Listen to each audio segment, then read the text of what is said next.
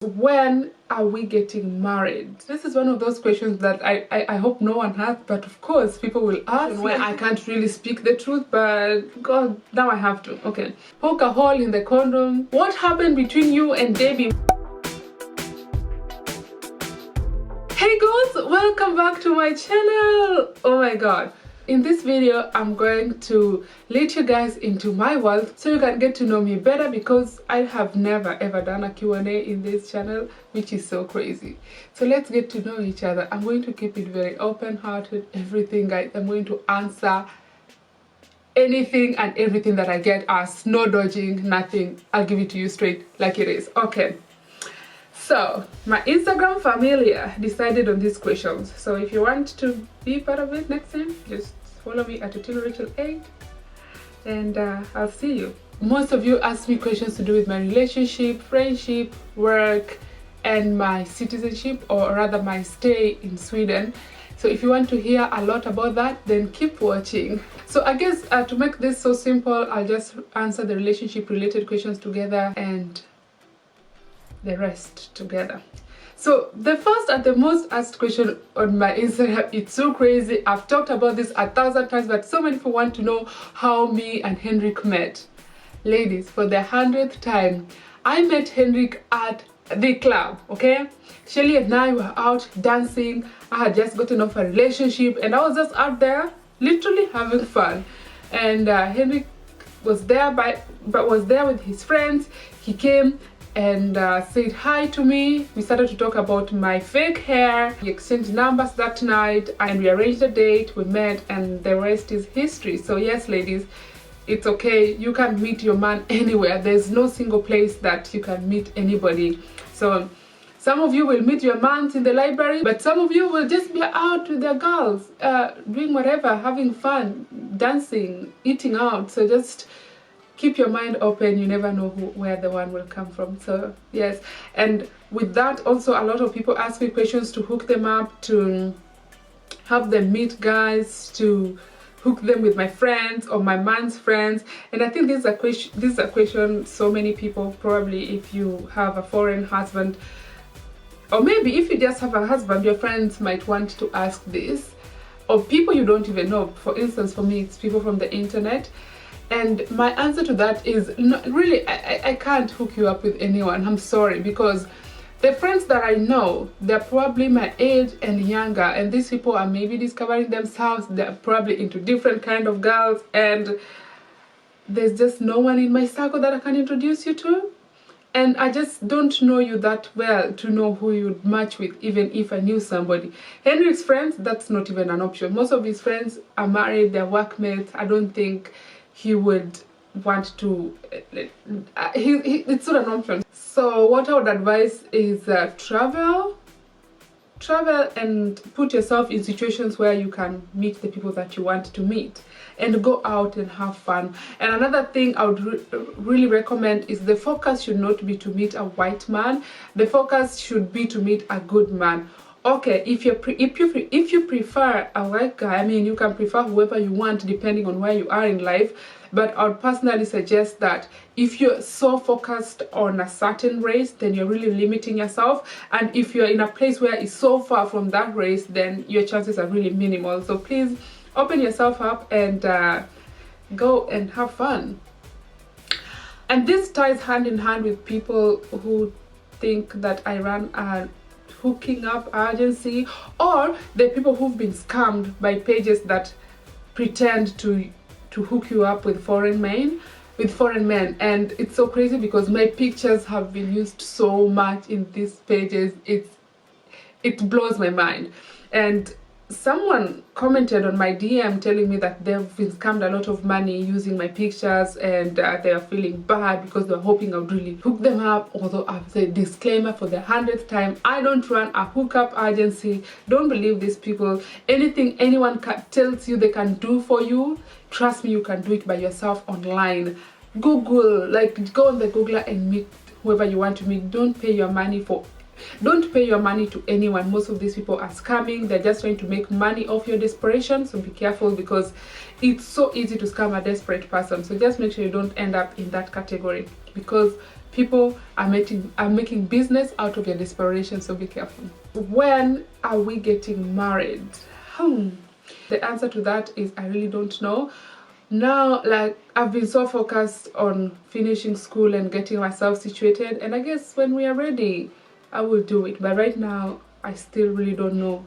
I still don't have a ring on my finger yet, sis. So when that comes, maybe we can start planning about it. But at the moment, I don't know. Do I want to get married and have kids? Yes, absolutely yes. I want to be married one day and I want to have kids. I just want to be okay, comfortable. Well, I'm comfortable right now, but I'm comfortable on Hendrik's budget. I want to be comfortable on my own kind of account before I pop a baby out, because you never know. Just in case things happen and I have to be with this baby by myself, I should be able to sustain living with a baby or having been pregnant. So that's how I think. How my family felt when I moved in with Hendrik. Honestly speaking, I did not speak to my family about it, guys. They just found out on the internet and we never spoke about it.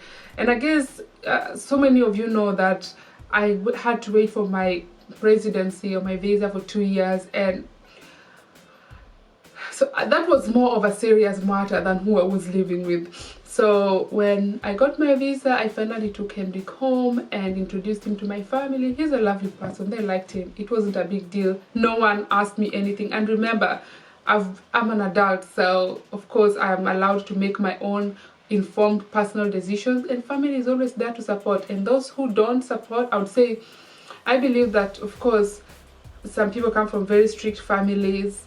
Yes, I come from a very strict family, but there's understanding of things, and I'm really grateful for that. Like, there's no hard lines. It's no, and I'm really grateful that my family supports me and they accept Henry for living with me illegally.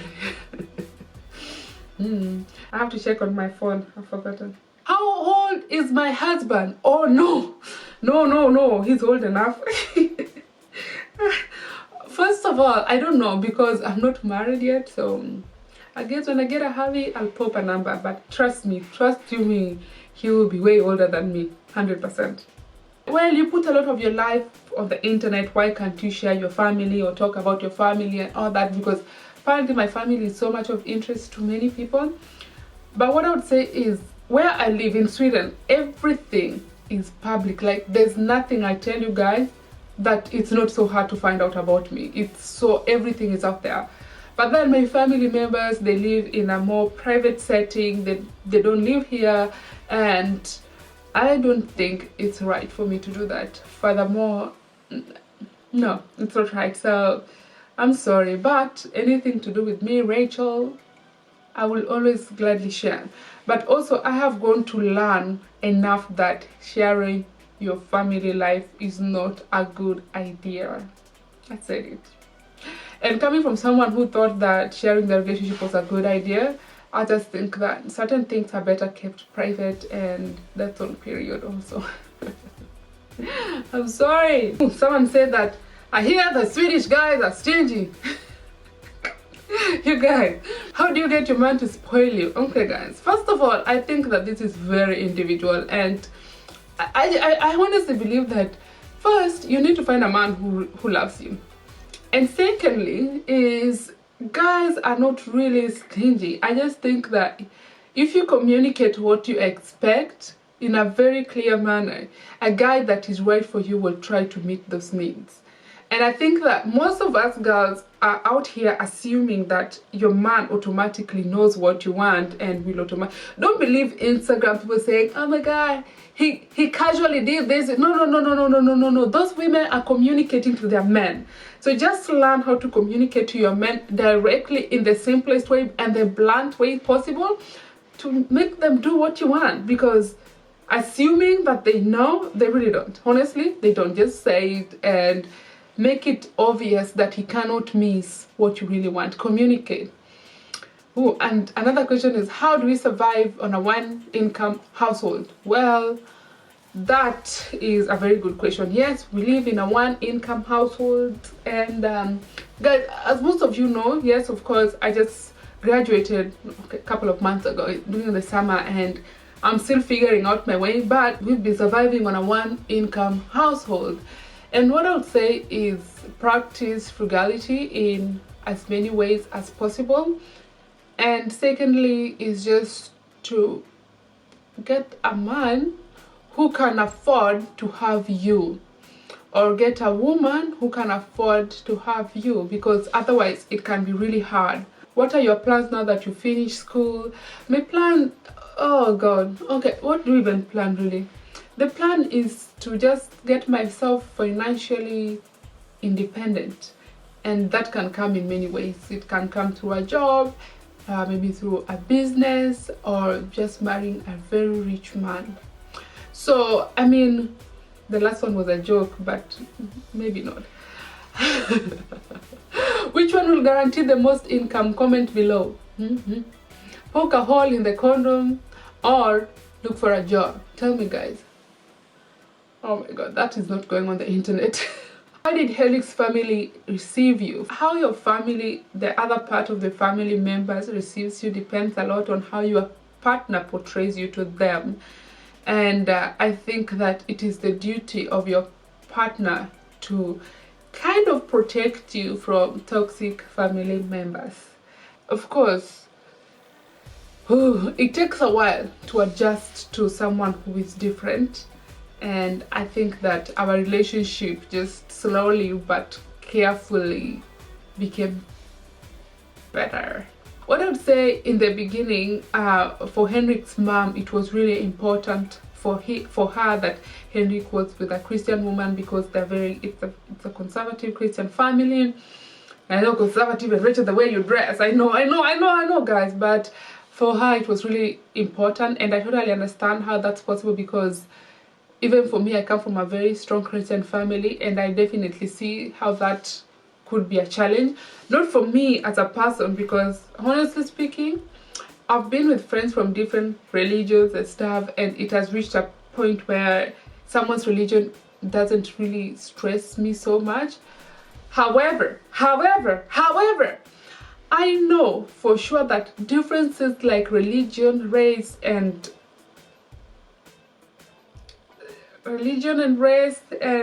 cultural can be very problematic, because I remember when I came into this relationship, I was just like, yeah, well, you know, as long as we love each other, race doesn't matter, culture, oh my god. And the culture shock that slapped me on the face was epic. So now that I've grown into this relationship, I totally understand how major differences like religion and race and stuff can be quite problematic later, because in the beginning it's all love and everything can be overlooked, but later you have to realize that these are major differences that are so deep into other people's lives that it's not so easy.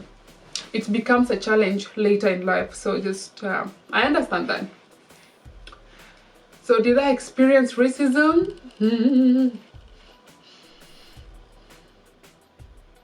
What I say that I experienced a lot was difference in opinions, and with respect and love, everything can be communicated well and clearly. How do I stop myself from, okay god, this is kind of triggering for me, and it's about friendship, bad friends, how to stay away from bad friends, dealing with heartbreak from friendships and all that stuff.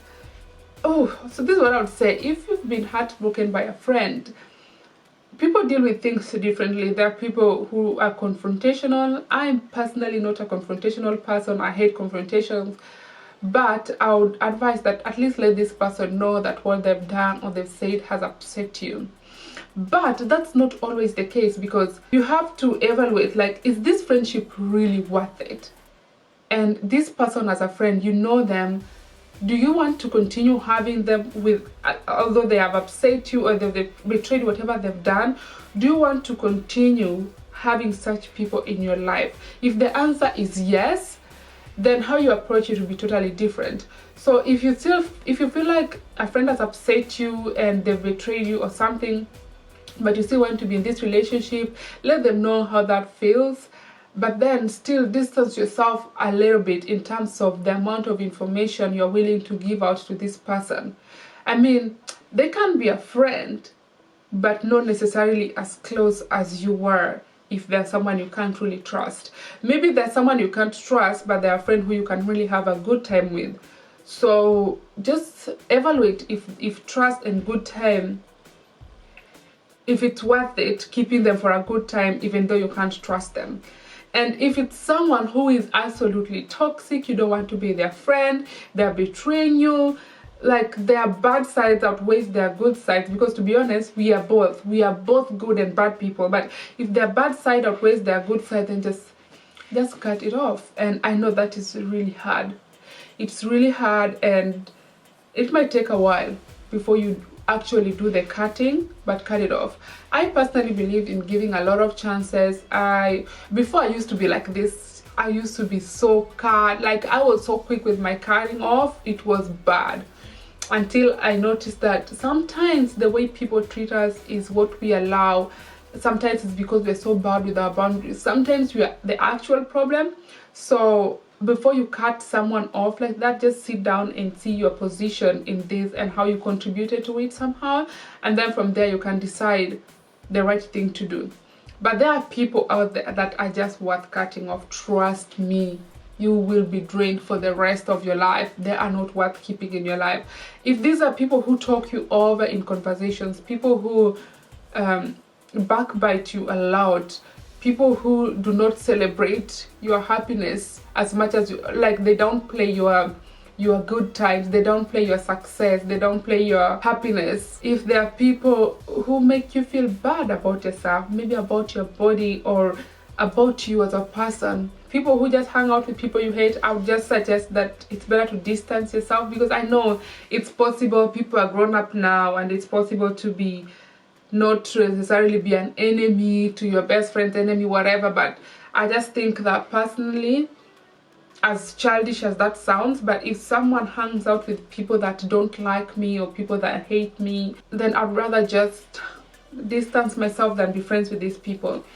So just choose. And I know friendship for me is something that I have learned more from than I learned from any. Like I've had lessons, but I think friendship is what pushed me, and I've learned and I've grown. And I swear, whatever it is, I'm so grateful, because it has turned me to a much better person. The way my understanding, my empathy, my judgment, my self-work just went to the next level. And I think that if it wasn't for friendship, I wouldn't be the person I am right now. So I'm grateful for every friendship I've had, the failed ones, the coming ones, the thriving ones, all of them. I'm really grateful. And I'm someone who say, you know, it reaches a point where you're like, is it even worth it having friends? And I say absolutely yes, because friends reflect so much about you. For every bad friendship, there's always a lesson to learn, and there's always growth to be done. So go into it open-heartedly and learn when you need to learn, and move on when you need to move on. And on the note of friendship, somebody asked me, what happened between you and Debbie? We don't see her so much. Oh guys, here for the tea. I see. Well, oh god, this is one of those questions that I hope no one has, but of course people will ask, like they always ask, because people are nosy. Oh, and yes, if you put your relationships out there, you somehow owe people an explanation. But I'm sorry guys, but yeah, we don't hang out anymore, and it really breaks my heart, to be honest. It would be so crazy for me to just come and say, I don't give it, you know, like just don't care, but I really do. And I thought I would say everything. Oh my god, it's so hard to speak about personal things and people that you really care about, and that applies to Debbie as well. He just sucks that we are not that close anymore, and whatever happened is just between us, and I just hope that one day it will be okay.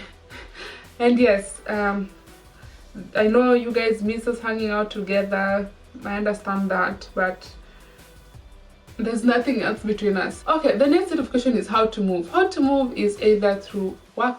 You can either move through a work permit, a student visa, or a a spouse visa. Most people that I know have moved using a spouse visa, and of course some of the students that I've met are people who probably, if your family is capable, or if you have money enough to sustain you, then you can do that. Or if you manage to find a job, which this can be challenging, but I guess it's the best.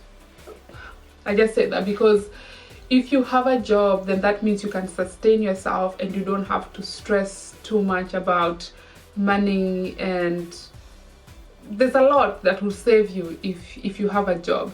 But if you don't, then a student is also pretty safe if you have family members or if you can sustain yourself. Otherwise, oh god, how do I say this? I avoid these visa questions because I just feel like they put me in a situation where I can't really speak the truth, but god, now I have to. Okay, just take the risk and meet someone and then figure it out from there. But you have to proceed with so much caution because there's a lot that happens. So make sure that the country you go to is a country where if anything goes wrong, you'll be safe. Put that in mind. Are you a citizen? No, I'm not a citizen yet, but I have a permanent permission to live here, so thank god, I'm so happy about that.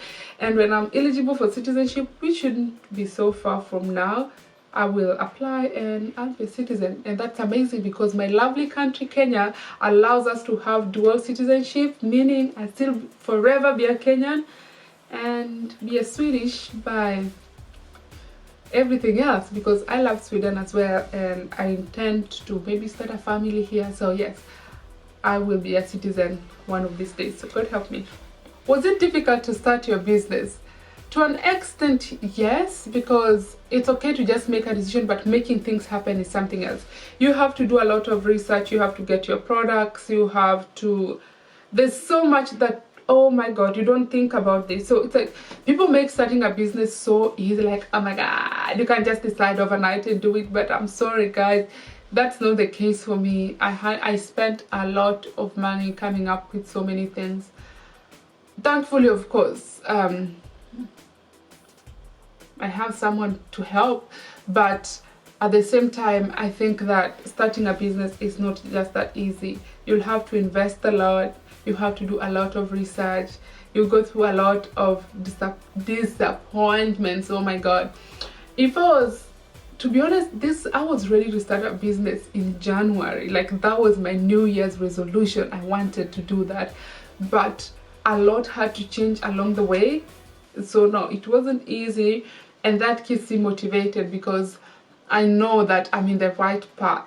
And of course there are those people who just wake up and boom, everything has happened. But some of us, we really have to push and go through a lot of uncertainties until we reach where we want. But what keeps me motivated is I'm doing what I love. This is something that I would do for myself on a single day, every day. And another thing is still about business is just take calculated risks. Don't take so big risks that if everything fails, then you're really doomed. It's not so hard to decide to start, but when you start, there's a lot to learn, and that is a really nice process. Can I speak Swedish? Of course I can speak Swedish. I've lived here for close to 5 years now, if not 5, so that's a lot of time, and it would be worrisome if I can't speak Swedish. Yes, and basically what I did is when I came to Sweden, I did not directly join, because my thought, actually when I was traveling, my thought was I'll come here, I'll go straight to uni. That was my idea. But then when I came, things were a little bit different, and it kind of set me back, and I was really upset about it. But I'm glad I took that step first. So basically I started from scratch, guys. I went to school like I never stepped in school before. Okay, so that was really humbling and very challenging. So I studied Swedish, then I joined uni, and now here I am. Okay, there are a couple of people who send me compliments. If you say you like me, you love me, I'm inspired by you, all those nice things, thank you. I am so glad you say that. It's because such things keep me going, and I appreciate you guys very much. How do I get rid of bad vibes? Ooh. Ooh. Oh, just saying that gave me I fear bad vibes, guys. So I think you have to recognize where the bad vibe is coming from. Is it coming from you, or is it coming from external stimulus? So if it's coming from external factors, then that is something you can't really control. So for instance, if it's a friend, I just can't say cut your friend off if they're bad vibe, because honestly it's not so easy to cut people off like that. What I would say is avoid situations that put you in bad vibes. If it's a person, let's say it's a friend and you're scared to cut them off, maybe don't hang out with them so much, especially when you feel low. If it's a workmate, okay, then I don't know, that you just have to deal with, like, I don't know. If it's a man, dump him. But if it's yourself, maybe maybe you have negative self-talk, or maybe you have ways that you have low self-esteem, I don't know, maybe you look so much what you're consuming on the internet and it's making you feel low. First of all, it's recognize that you are the source of your bad vibes, because sometimes people think that other people are causing their bad vibes, but yes, they're the bad vibes themselves. And I know the moments of when I've been my own bad vibes person. And once you've recognized that, is try to focus on moments and little things that keep you excited, okay? Because I think that the moments when I've been bad vibing myself is when I am maybe criticizing myself too much, or maybe I'm just not appreciative of where I am, or maybe I am comparing my life to somebody, you know, such things. Then my easiest way to come out of bad vibes is appreciation. And I know this is overly said, and it has worked for me. Appreciate the little things. Appreciate that you're breathing. Imagine that good free air that you have right now. Someone is fighting for it, okay? Appreciate the little things about your life, and then slowly just do something small and positive for yourself. It could be go out for a walk, take yourself to the gym, or make a nice meal for yourself. You know, just little things that you can do to keep you in a happy mood. Or the instance, this is like, it works so good. Wake up, go to the shower, play music. You find yourself singing karaoke, dancing to that music. Like if it's daytime, you can blast it out loud and just start feeling yourself. Try out your new clothes, or if you have money, go online shopping. I mean, okay, no, don't do that. For me, I would say music, or I would listen to a podcast, or I would listen to a book, or I would just appreciate the little things. So maybe think of a time when I wasn't in such a fortunate situation that I'm in right now. Then you start to appreciate little things that are happening in your life. Okay guys, so I just want to let you know this is part of the collection. Of course, it's all live on otieno.com. You can check it out. And thank you for subscribing, and I'll see you in the next one. Bye.